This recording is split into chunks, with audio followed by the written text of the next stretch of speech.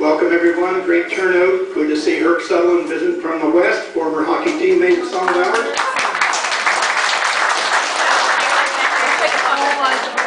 Lynn Madison stole my thunder. I was going to mention sitting in some committee meetings with Lynn and Janice Sanford and Susan Stevenson.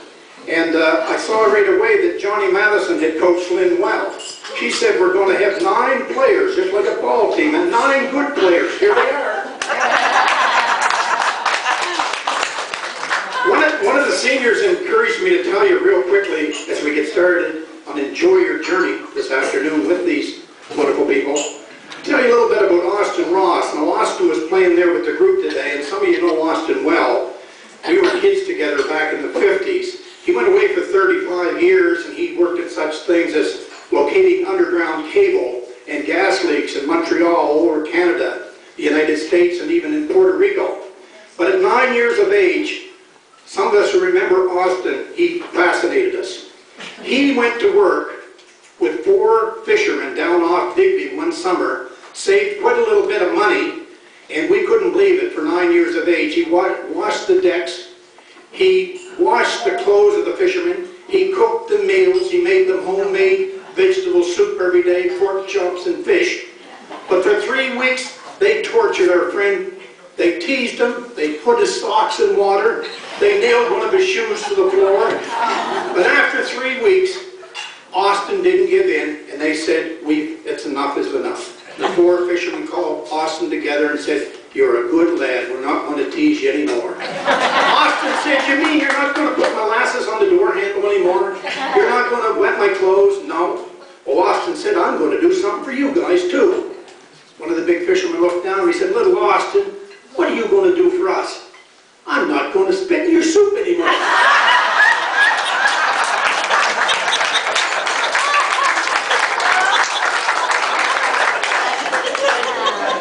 The first one up, leadoff hitter, Lawrence Wynn.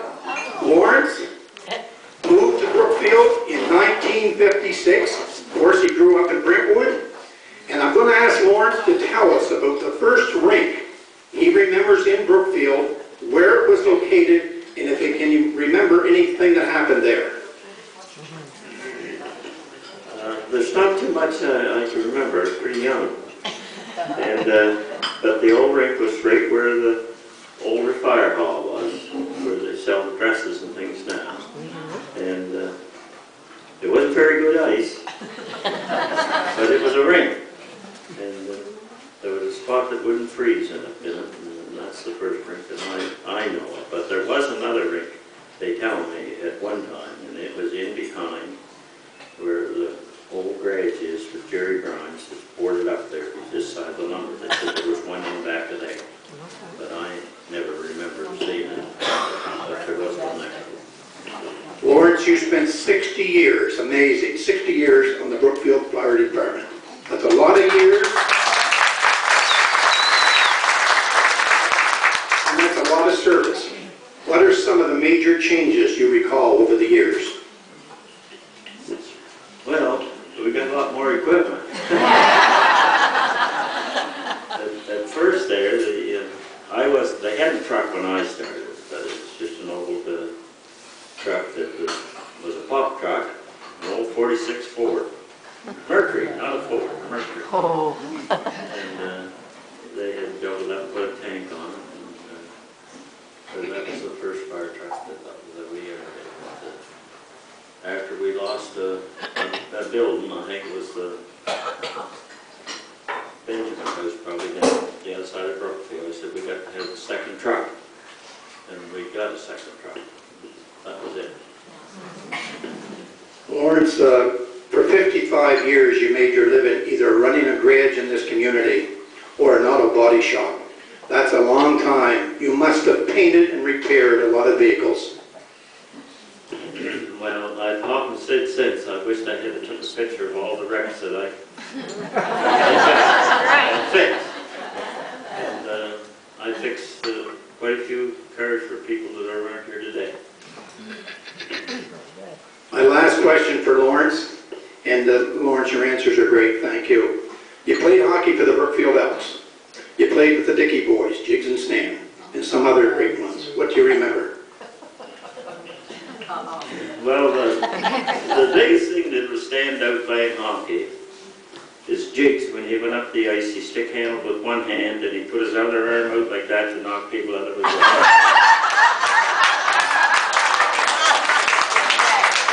I got to tell another one that was before I played hockey. Many of you don't know the old rink very well, I'm sure, but it was, you stood up high and you looked down over the rail of the players. And I don't know what Claude Cotton did to Jig Sticky, but he did something to him. But Jiggs just wrapped his arm around his head like this, and he hit him right like that. Don't you? Todd just sank to the ice like that. That's all I remember. Thank you, Morris.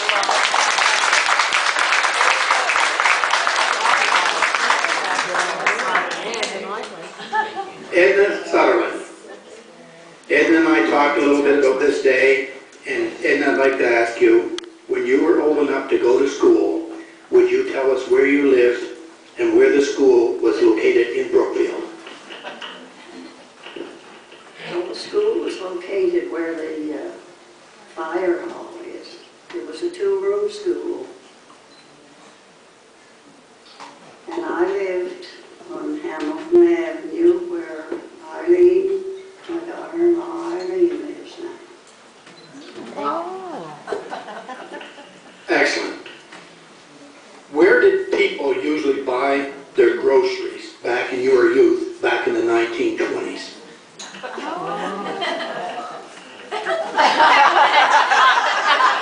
remember.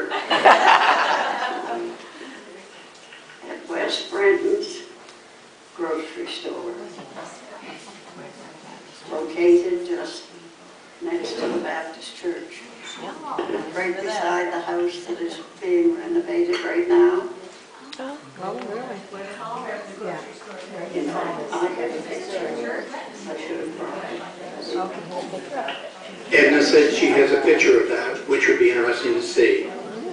Tell us about how you traveled as a young kid. I know it's pretty interesting. I think we walked everywhere we went. No, the first car I can remember was in 1927.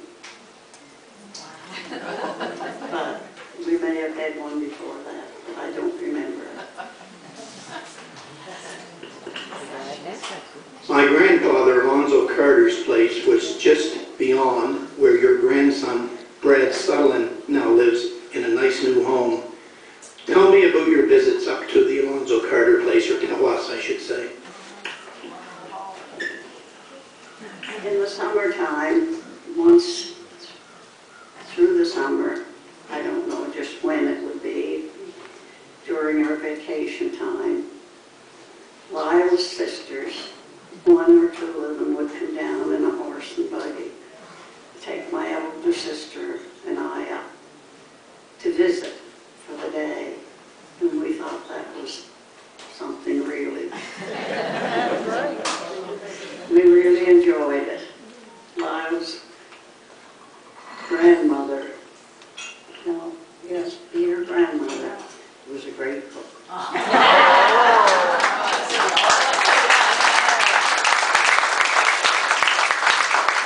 A big thank you, Edna. Everyone enjoyed your answers. You have a great one. Want to get rid of me in a hurry, are you? Cecil Stevens grew up in Brentwood, and he has some great stories. The first question, Cecil, please. During the 1930s, when you were just a young gaffer, how was the grain harvest in those days? It was harvest with what you call a sickle. I forgot to fetch it with me today. I have two of them at home. And the men would go out early in the morning, and they would go cut the grain and put it in small bunches. And then when it came for dinner, the women would fetch the meals down to the men, and then they turned around and tied these bunches up, which was about 6 laid in a bunch to be gathered up to put in the barn to thrash later on. Very good. Now, even before your day, your grandfather, Richard Burpee Stevens, and farmers, they had a unique way of harvesting grain. Grain, yes. there. You must have got mixed up there, did you? No. Somebody last night, Jerry Henderson, somebody snuck in and changed question number 2 on me. Cecil, what about your father? A very well-known man, kind of famous the way we felt.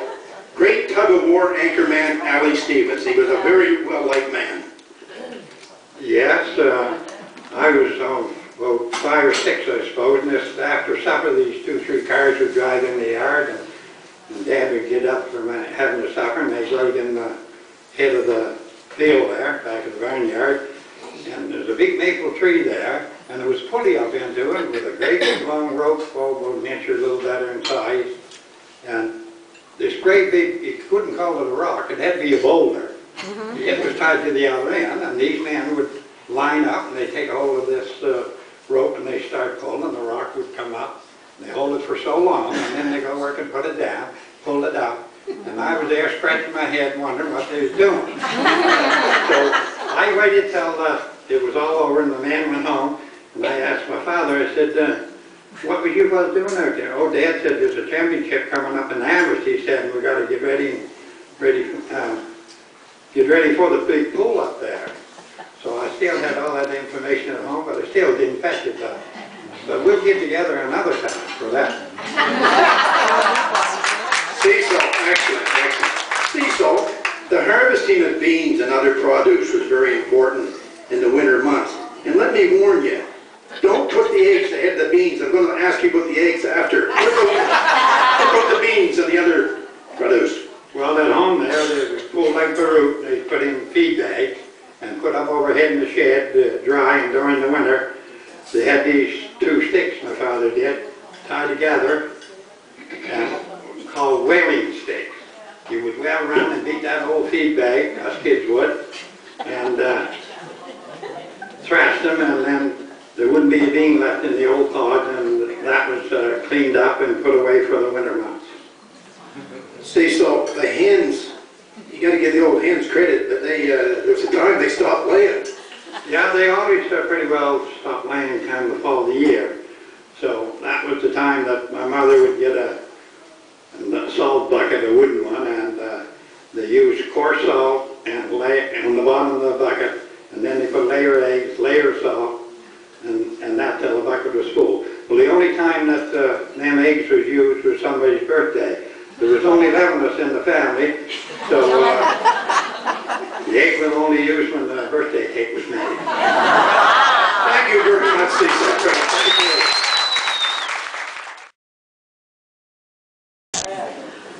you. Leolia Brenton, thank you for coming today, Leolia. It's so good to see you. And we have Doreen Matheson here with Leolia. As a young girl, Leolia, you came to Brookfield. How did you happen to come to Brookfield? Well, I don't know how it happened, but I had to go to work somewhere because we were a large family of 4.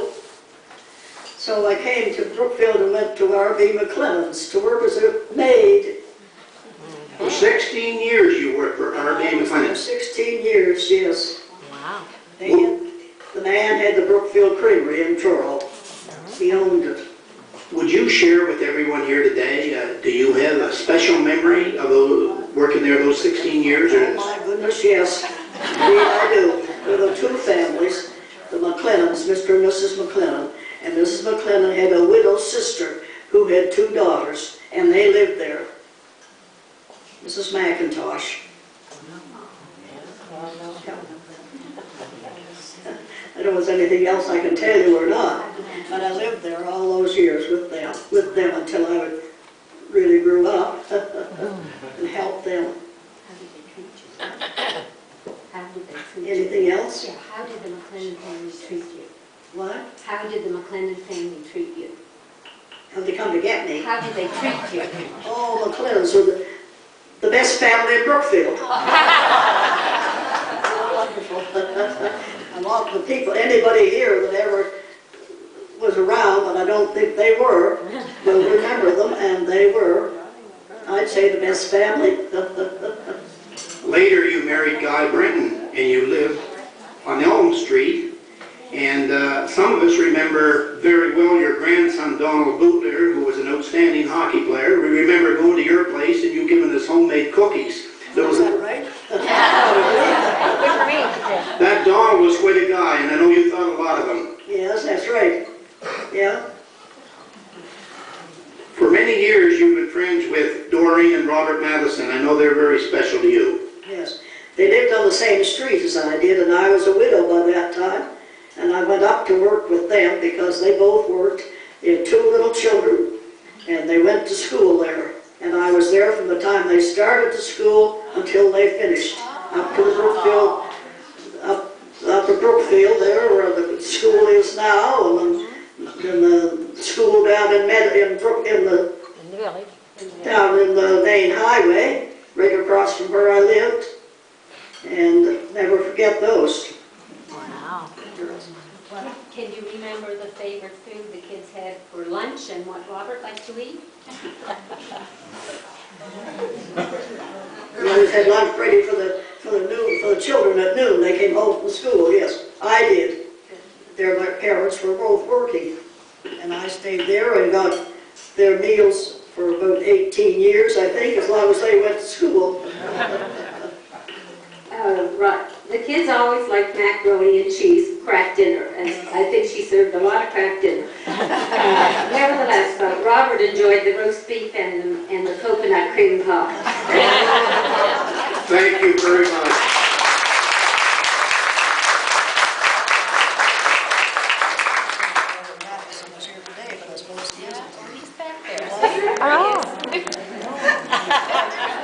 Where did you grow up as a young kid, Jerry? Middle school. As a young gal, I understand that you loaded up your father's car with friends. Yep. You headed for Portapic to stay in a cottage. You took your mother's bottled chicken and a pack of smokes went along. Somebody must have made that up.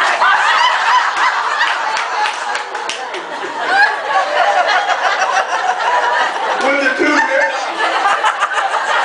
two real daughters stand up? Which gal drove towards the cottage saying, "This is how you do it," and promptly ran into a tree? I don't know. That was over at Eddie's. That was over at Mill Lake. Oh, was it? Yeah. You would have ran into tree. No, I don't remember that. Jerry, do you remember anyone ever receiving an engagement ring in the mail? I did. Were you excited? Pardon? Were you excited? Oh, well, I sort of thought it was coming.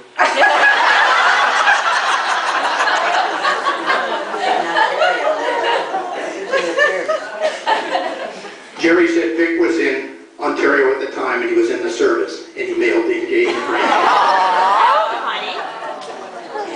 There was a mother in Brookfield who was known for shoveling her driveway, cleaning off the car in the wintertime, and then driving her kids to school in her house coat. You wouldn't know anything about that. I get reminded about that quite often.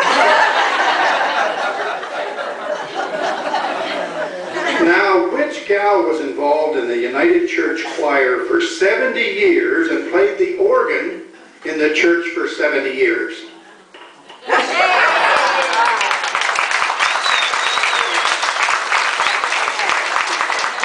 Thank you very much, Jerry. Thanks.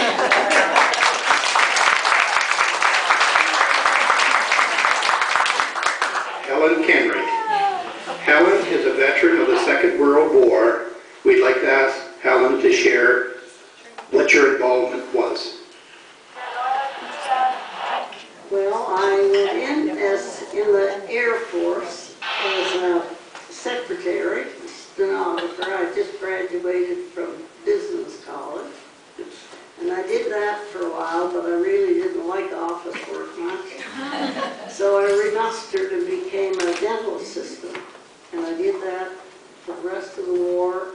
And after the war, I worked in a military hospital in the dental clinic until I got married. Very good answer. And I'd like to collection of medals from both the First World War and the Second World War, and you brought some of these today. Yes, I have, my father was in both wars. He served at Vimy Ridge, and he received the military medal twice. My husband was in the Army, and he was all through the Italian campaign. He was overseas for his 18th birthday. Wow. And it was quite an experience for a young fellow. And I have my father-in-law's medals. He served in the American Army in the First War and in the Canadian Army in the Second War. And he was fire chief down at Camp de Bert in the Second War. And I have my uncle. He was killed in the First World War. And then I have my own. I'm going to stand up so I can show you them.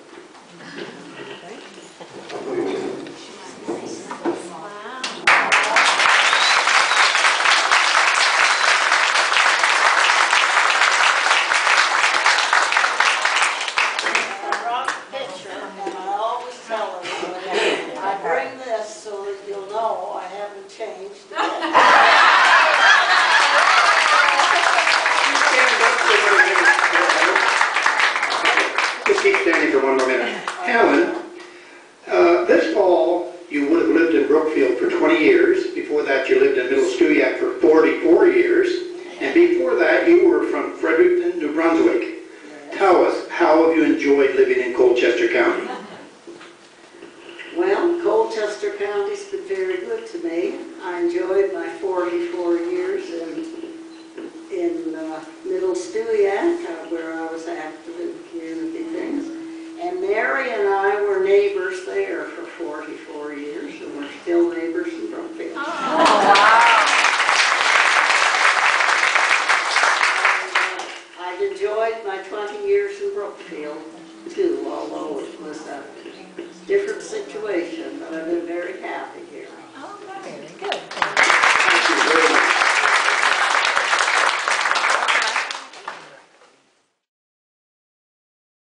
Stina Cook. Stina, do you remember a spelling bee you took part in down at the old hall where Audrey McDonald's house now is? I see Audrey nearby.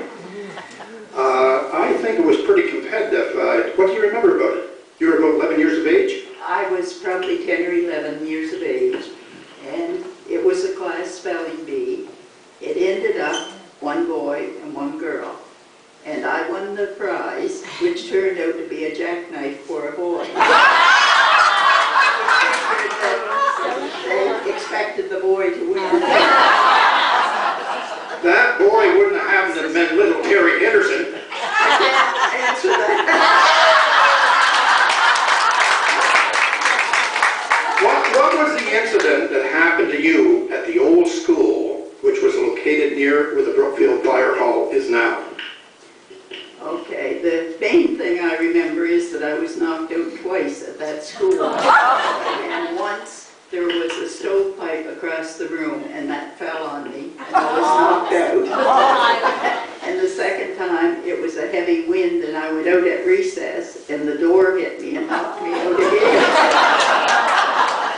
Gordy Burnett said Terry Henderson knocked down the pipe. Who would you recall as the most severe school teacher you ever had? That would have been Isabel Graham, and she was also our principal. And she was a fierce teacher. And the boys used to sit at the back of the room, and we'd be up toward the front, and they would be acting up, and she'd come stomping down after them. And I was just terrified. I thought she was coming for me. The last question, do you remember any special events or concerts being held at the famous old hall, as we mentioned, where Audrey McDonald's house now is? The main one I remember was when Roy Rogers came there, and he came into the bottom of the school with his horse, and he would have Trigger count for us, and it would paw the ground 4 times for whatever number. And he also had a dog named Bullet, but I don't remember if the dog was there. Christina.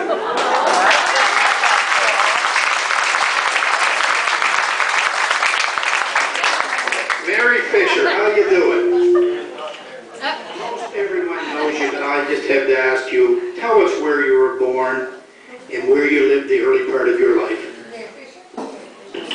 Born in Brecon, Scotland, lived there until I came to Canada.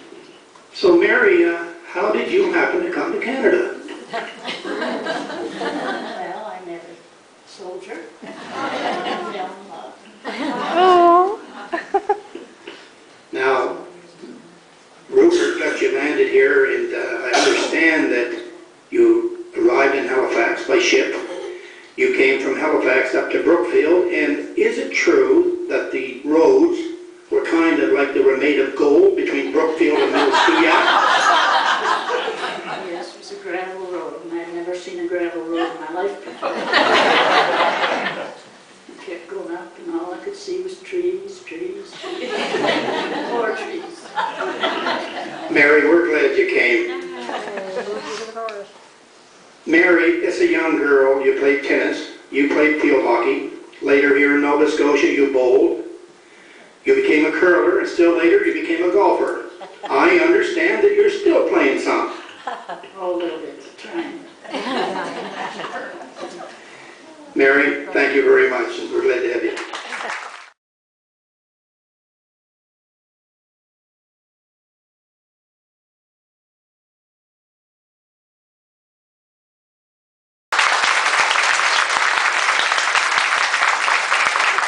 What did you do, Mary? How did you help out? Oh, I did everything I could do. I mowed hay, cut hay, load it, put it in the barn, drive horses, plow. I did everything. Cut ice. Yeah.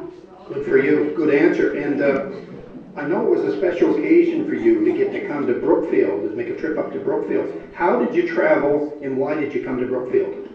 Well, we came to get our horses. We came in horse and wagon, and in the wintertime we came with the sleigh. Yeah. My last question, Mary. You and I were talking one time, and I understand it was pretty interesting. You had some snowstorms that were higher than a person stood at times. How do you remember them clearing the roads? Oh, they had planks like this, I would say, about 10 inches deep through, and they put a team of horses on it, and they plowed for a while. Those got there, the next neighbor took the horses and kept plowing that way. Yeah. Well, it got so deep, and a lot of the time they knocked down the neighbor's fence going around the field. Much snow. Lots of snow. Mary, thank you. Excellent answers. And that... I have a set of forceps here. They're for pulling teeth. And here's some of the little baby teeth. And there was 11 of us in the family, so we must have heard that before already today. But my sister Edith, which was Miss Stanley Tanner, her and I are the only two, I think, 11 that would get up middle of the night crying, not at the same time, but different nights. It was jumping toothache. A lot of you like to hear about a jumping toothache. It jumped all right. So we would come downstairs, wake her father up, and he would go work and go to the kitchen and blow water in the tea kettle to go work and sterilize these. And I would sit down in the chair, Edith, according to who it was at the time, and hung on the bottom. And Dad, he was only 6'1" bare feet, so when he got his arms around your neck and the other one, these in his hand, and when he went in there and went this way, that way, it came out. We cried coming down, but I tell you, we were smiling going back.